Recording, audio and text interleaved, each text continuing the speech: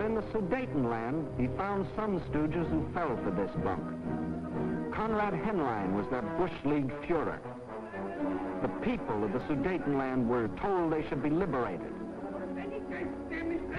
They were told Hitler was their liberator.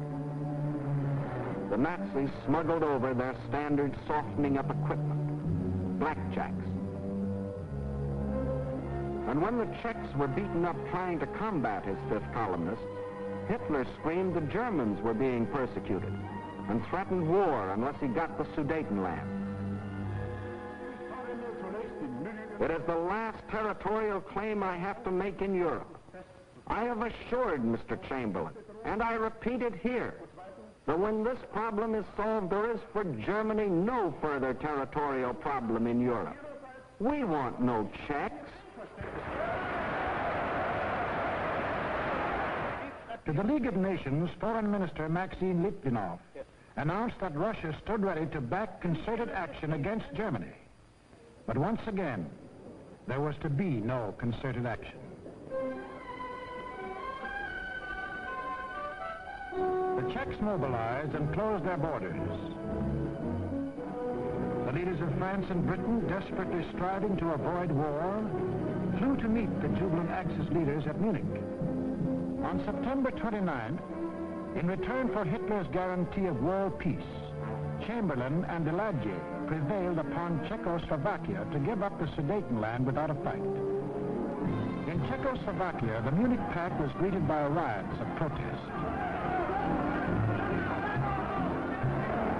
But Daladier returned to France to be greeted by cheers from a relieved French people. And in Britain, a happy Chamberlain came back declaring he had achieved peace. Peace in our time. One of the most tragic and ironic scenes in all history. This morning, I had another talk with the German Chancellor, Herr Hitler.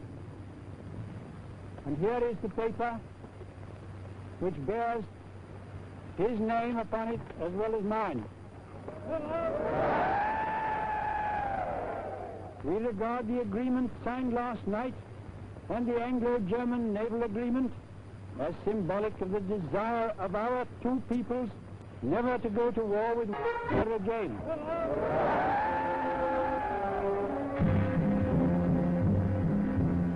Peace. It wasn't peace. The Nazis hadn't merely got 3 million more souls under the German flag. By taking the Sudetenland, they had made Czechoslovakia defenseless.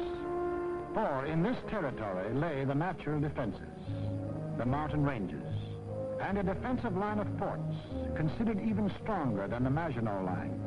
Without these fortifications, Czechoslovakia was disarmed, a ripe plum ready to fall into Hitler's lap.